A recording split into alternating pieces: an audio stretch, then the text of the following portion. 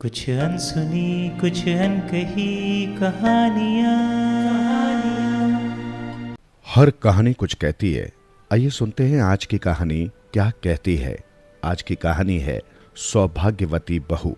एक सेठ था, वो बहुत धनाढ्य था, पर उसकी कोई संतान नहीं थी।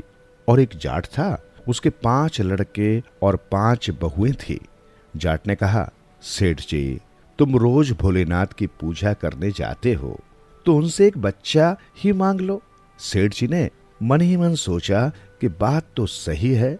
सेठ जी ने भोलेनाथ से कहा, मुझे कुछ भी एक बच्चा या बच्ची दे दो, नहीं तो मैं तुम्हारे माथे मर जाऊंगा। सेठ जी को कहते कहते 3-4 दिन हो गए। उन्होंने कहा, मुझे इसका उत्तर दे दो। भोलेनाथ ने कहा, जाओ, परसों उत्तर दूंगा। भोलेनाथ भगवान के पास गए और कहा कि सेठ मेरे मत्थे मर जाएगा, उसे एक बेटा दे दो। भगवान ने कहा, उसके भाग्य में संतान सुख नहीं है, फिर भी विधाता माता जाने। भगवान और भोलेनाथ दोनों विधाता के पास गए और उनको कहा, तो विधाता माता बोली, इसके भाग्य में संतान नहीं है। भोलेनाथ और भगवान सृष्टि के रचयिता ने विधाता से कहा कि सेठ मेरे मत्थे मर जाएगा तो मैं पाप का भागी बन जाऊंगा, फिर मुझे कौन मानेगा। भोलेनाथ ने विधाता माता से कहा कि अधूरा पुत्र भी दे दो, पर दे दो। विधाता ने कहा, ठीक है, मैं उसे पुत्र तो दे दूंगी, पर वो पूरा नहीं होगा, उसकी उम्र 12 वर्ष की होगी। भोलेनाथ ने कहा, ठीक है। भोलेनाथ ने जाकर सेठ से कहा कि अब जाओ, तुम्हारे यहाँ 9 महीने बाद पुत्र रतन की प्राप्ति होगी। सेठ को आशीर्वाद मिलने के बाद 9 महीने में पुत्र रत्न की प्राप्ति हुई। लड़का हुआ तो घड़ी बढ़ते पल बढ़े और पल बढ़ते घड़ी बढ़े। लड़का जल्दी जल्दी बढ़ने लगा। 5-6 साल का हुआ तो सेठानी ने कहा, लड़का बड़ा हो गया है, अब वो दुकान पर भी बैठने लग गया है, इसने अब दुकान संभाल ली है, इसका अब कहीं न कहीं सगाई संबंध कर दे। सेठ जी मन ही मन में सोचने लगे कि 12 वर्ष में तो भगवान ने हमें लड़का दिया, पर वो भी अधूरा पुत्र दिया, इसका विवाह करके हम क्या करेंगे। सेठानी जिद्दी थी, उसने कहा, मेरे बेटे का विवाह जल्दी करो। नाई और ब्राह्मण संबंध करने जाने लगे। लड़का दुकान पर बैठा था तो उसने कहा, मेरी सगाई ऐसे घर करना जो बहुत शांति वाले हों, 2 घड़ी जीव संभाल कर बैठे। नाई ब्राह्मण गए, शाम होने लगी। गांव की मेड़ पर गए तो गाय भैंसों के आने का समय था। उधर से एक बनिए की लड़की गाय लेने आई तो उसने बच्चों से कहा कि मेरे घर कुल्ले रेत से बने हुए घर मत तोड़ देना, गांव में किसी वृद्ध की मौत हो गई। तो उस बनिए की लड़की ने कहा, इस बासब ने तो 2 घड़ी जीव भी नहीं सोचा।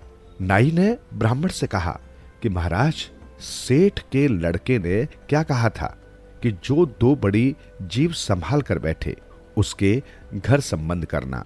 नाई ब्राह्मण ने उस लड़की से पूछा, तू किसकी लड़की है। लड़की ने कहा, मैं बनिए की हूं, गाय लेकर जा रही हूं। नाई और ब्राह्मण आपस में कहने लगे कि ये योग मिला है। लड़की पीछे के दरवाजे से गाय लेकर घर गई और नाई ब्राह्मण आगे के दरवाजे से उसके घर पहुंचे। लड़की के पिता से राम राम श्याम श्याम की। आओ साहब, विराजो, आप कहां से आए हैं। हम तो संबंध के विषय में आए हैं। आपकी एक लड़की है ना। हाँ है ना। लड़की की बात तय कर दी, संबंध पक्का हो गया और वो अपने घर गए। सेठ को जाकर कहा, हम आपके लड़के का संबंध करके आ गए हैं, बात पक्की हो गई। सेठानी ने कहा, सेठ जी, अब लड़के का विवाह कर दे, अब वो 8-9 साल का हो गया है। सेठ जी का मन विचलित होने लगा, क्या करें। सेठ जी ने विचार कर कहा, अच्छा भाई, करते हैं। सेठ जी ने लड़के का विवाह बड़ी धूमधाम से किया। बहू आ गई, घर का काम करने लगी, भोजन बनाकर सास ससुर जी को भोजन कराती। बहू बहुत चतुर थी, उसने सोचा, पहले गोना आई तब तो ससुर जी अच्छी रोटी जीमते, दूसरा गोना आई तो ससुर जी रोटी थोड़ी जीमने लगे। बहू ने कहा, ससुर जी, आपको किस बात की चिंता सताने लगी? ससुर जी ने कहा, कुछ भी तो नहीं बहू। बहू ने कहा, आज तो मैं पूछ कर ही रहूंगी। अरे बेटा, मुझे कोई चिंता नहीं है, पर मेरा ये पुत्र अधूरा है, इसकी 12 वर्ष तक ही उम्र है, मुझे तेरी चिंता सताती है। बहू ने कहा, आपके पास धन संपत्ति तो बहुत है, तो आप नगर के बाहर एक कमरा बनवा दो, जितनी जल्दी हो सके उतनी जल्दी बनवा दो। सेठ जी ने नगर से बाहर कमरा बनवा दिया। वहां पर बहू बेटे दोनों रहने लगे। लड़के के 12 वर्ष पूरे हुए और यमदूत उसे लेने आ गए। जिस दिन विधाता ने लड़के को लेने भेजा, उस दिन बहू ने मकान के आसपास अन्न की चौकी लगा दी। रात को 12 बजे यमदूत लड़के को लेने आए। यमदूत ने कहा, तुम कौन? मैं अन्नदेव हूं। अन्नदेव ने कहा, तुम कौन? मैं यमदूत हूं। अन्नदेव ने कहा, यदि तुम्हें अन्न की जरूरत न हो तो सेठ के लड़के को ले जाओ। यमदूत चले गए और विधाता से कहने लगे, वहां पर अन्नदेव की चौकी है। विधाता माता ने कहा, अन्न के बिना तो नहीं रहा जाता, अब तुम कल जाना। बहू ने दूसरे दिन मकान के आसपास खाई खुदवाकर उसमें पानी भरवा दिया। यमदूत फिर दूसरे दिन आए और पूछने लगे, तुम कौन? मैं जलदेव हूं। जलदेव ने कहा, तुम कौन? मैं यमदूत हूं। यहां पर क्यों आए हो? सेठ के लड़के को लेने आया हूं। विधाता से जाकर कहना कि अगर तुम्हें जलदेव से काम न हो तो इसे ले जाओ। यमदूत ने जाकर विधाता माता से कहा तो विधाता माता बोली, जल के बिना तो कार्य ही नहीं चलता। अच्छा, तो तुम कल जाना।